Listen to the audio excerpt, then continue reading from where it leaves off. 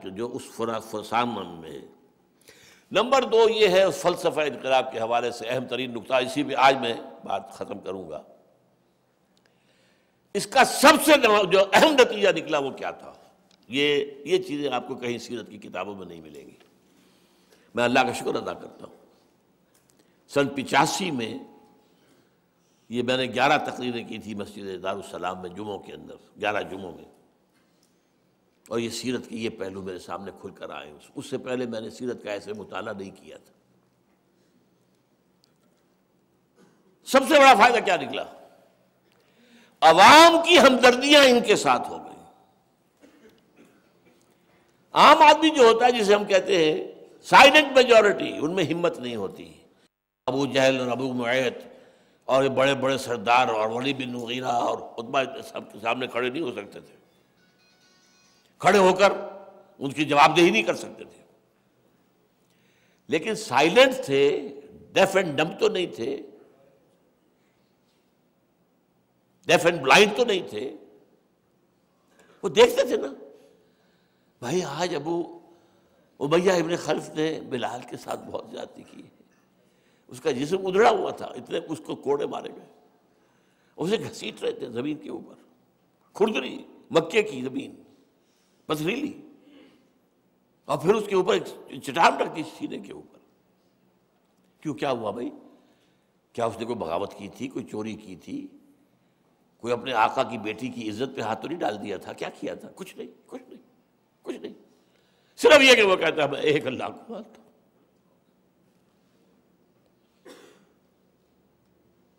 آپ سنیے، سوچئے کیا رزلٹ ہوگا؟ اس کے لیے ہمدردی پیدا ہوگی کہ نہیں؟ آخر انسان ہے، انسانی فطرت ہے۔ یہ سمیہ اور یاسر کے ساتھ یہ عشر کیا ابو جہل نے، کیوں؟ What was he crying؟ جیسے قرآن میں آتا ہے وَإِذَا الْمَوْءُودَةُ سُئِلَتْ بِأَيِّ ذَنبٍ قُتِلَتْ، وہ بچیاں جو زندہ دفنا دی گئی تھی، ان سے پوچھا جائے گا تمہیں کس جرم میں دفن کیا گیا؟ نتیجہ کیا ہے کہ عوامی ہمدردیاں جو ہیں وہ ان کی طرف ہو رہی ہیں، اپنے سرداروں سے نفرت پیدا ہو رہی ہے۔ ویسے بھی دیکھ رہے ہیں کہاں کردار ابو لہب کا، کہاں محمد کا صلی اللہ علیہ وسلم۔ یہ عمر کیا تھا؟ عمر ابن الخطاب یہ بھی ابو جہل کی طرح کا تھا ایمان لانے سے پہلے، ایمان لانے کے بعد کیا ہو گیا وہ؟ کیا وہ دیکھ نہیں رہے تھے؟ کیا یہ ابو بکر کا کردار اور سیرت، اور پھر اس پر اوور اینڈ ابو دیٹ یہ پرسیکیوشن، یہ ٹارچر۔ تو لہذا دل جیت لیے، جو دلوں کو فتح کر لے وہی فاتح زمانہ۔ میرے نزدیک یہ انتہائی اس انقلابی عمل کا انتہائی فیصلہ کن مرحلہ ہے۔ یہ کہ بدر میں جو گئے ہیں یہ وہی لوگ تھے نا، آخر یہ جانتے تھے کہاں ہمارے سرداروں کا کردار، کہاں محمد اور ابو بکر اور عمر اور عثمان اور علی، ان کا کردار۔ یہ تو ہماری سوسائٹی کے کریم تھے، اندر سے تو وہ شکست کھا چکے تھے، ان میں جنگ کرنے کی وہ طاقت نہیں تھی، لیکن وہ اس کا عمل، یہ جو پرسیکیوشن کے مقابلے میں اس کو جدید اصطلاح میں کہا جاتا ہے پیسو ریزسٹنس۔ کھڑے رہو، ڈٹے رہو، قدم پیچھے نہ ہٹے، لیکن ہاتھ مت اٹھاؤ،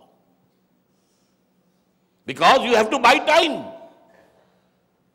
یہ انقلابی جماعت کی ضرورت ہے، اسے وقت چاہیے، اسے اور لوگ اپنے گرد جمع کرنے ہیں، ابھی اور اپنی دعوت کا دائرہ وسیع کرنا ہے، ابھی اپنی تنظیم کے کاڈر بڑھانے ہیں، تب وہ مقابلہ کرنے کے قابل ہوں گے کہ میدان میں آ کر کفر کا اور ظلم کا اور باطل کا مقابلہ کر سکے، چیلنج دے سکے۔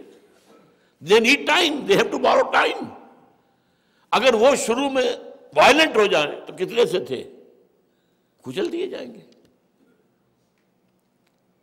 یہ تیسری بات، پیسو ریزسٹنس کے نتیجے میں یہ جو عمل تھا اس کے نتیجے میں اس انقلاب محمدی کے لیے کام کرنے والوں کے لیے وقت مل رہا تھا، مہلت مل رہی تھی۔ بہرحال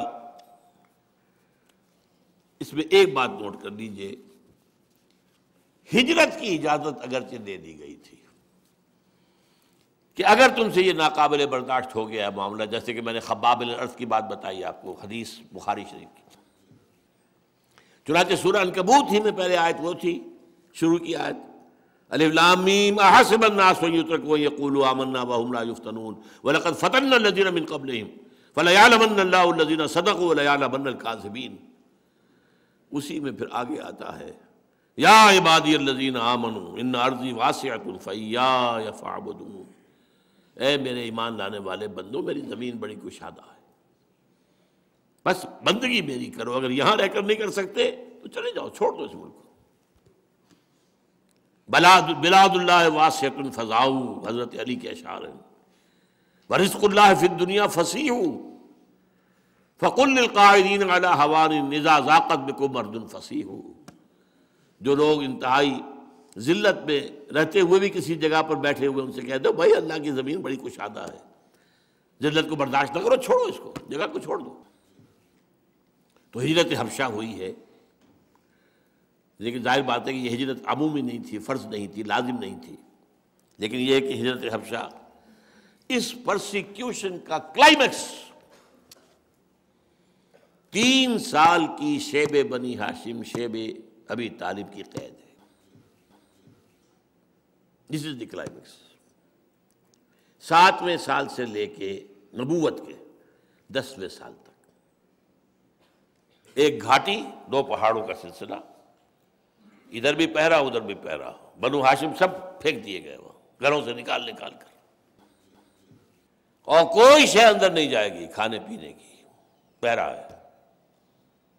کچھ لوگ تھے، حکیم بن حزام رضی اللہ تعالیٰ عنہ، حضرت خدیجہ الکبریٰ رضی اللہ تعالیٰ عنہ کے رشتہ دار تھے، اور کچھ ایسے لوگ تھے بیچارے جو راتوں کی تاریکی میں کبھی ایک پہاڑ کی چوٹی پہ اتر کر جا کر کچھ دے آئے کھانے کو، ورنہ وہ وقت بھی آیا ہے کہ بنو ہاشم کے بچے، چھوٹے چھوٹے بچے، پھول جیسے، بھوک سے چلا رہے ہیں، اور سوائے اس کے کچھ نہیں ہے کہ سوکھا چمڑا ابال کر اس کا پانی ان کے حلق میں ٹکا دیا، nothing else.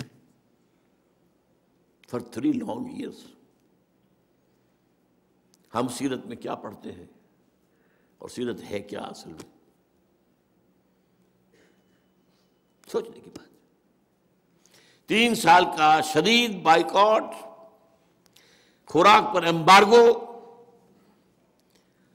وہاں سے جب چھٹکارا ہوا، اور کیسے ہوا ہے، وہ جو ایک عہدنامہ بنا کر تمام قریش کے بڑچوٹی کے لوگوں نے دستخط کر کے کہ بنو ہاشم کا بائیکاٹ، ان سے کوئی خریدے گا نہ بیچے گا، نہ یہ کرے گا نہ وہ کرے گا، وہ لٹکا دیا گیا تھا خانہ کعبہ پر، اسے دیمک کھا گئی۔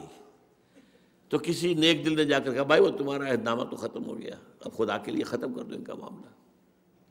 تب وہ معاملہ ختم ہوا ہے، لیکن اسی سال اس کو حضور نے کہا ہے عام الحزن، ہمارے لیے یہ رنج اور غم اور افسوس کا سال ہے کہ ایک طرف حضرت خدیجہ کا انتقال ہوگا رضی اللہ تعالیٰ عنہ، گھر میں ایک دلجوئی کرنے والی رفیقہ حیات تھی، وہ بھی نہ رہی، باہر کی باتوں سے سب کچھ سنا کر دل پر ذہن پر بوجھ لے کر آتے تھے اگر گھر میں، تو ایک دلجوئی کرنے والی رفیقہ حیات تھی، وہ بھی نہیں رہی۔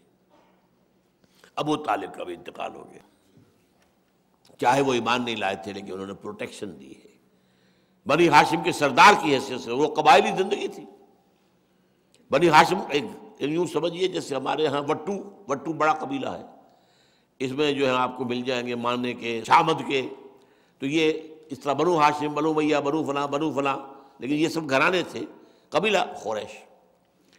تو وہ جو گھرانہ بنو ہاشم کا تھا اس کے سردار تھے ابو طالب، لہذا ان کی وجہ سے پورا بنی ہاشم کا خاندان پیچھے تھا حضور کے، اسی لیے حضور کے خلاف کوئی اقدام نہیں ہو سکا، کوئی نہیں ہو سکا، کیونکہ خانہ جنگی کا اندیشہ تھا اس ٹرائبل لائف کے اندر کہ بنی ہاشم کا ایک معزز فرد ہے، اگر اس پر ہم نے کوئی کام کیا تو ہمارے درمیان ان فائٹنگ ہو جائے گی، house dividing amongst itself can't stand. لیکن ابو طالب کے انتقال کے بعد وہ سہارا ہٹ گیا، اب طے کر لیا گیا کہ اب کوئی مزید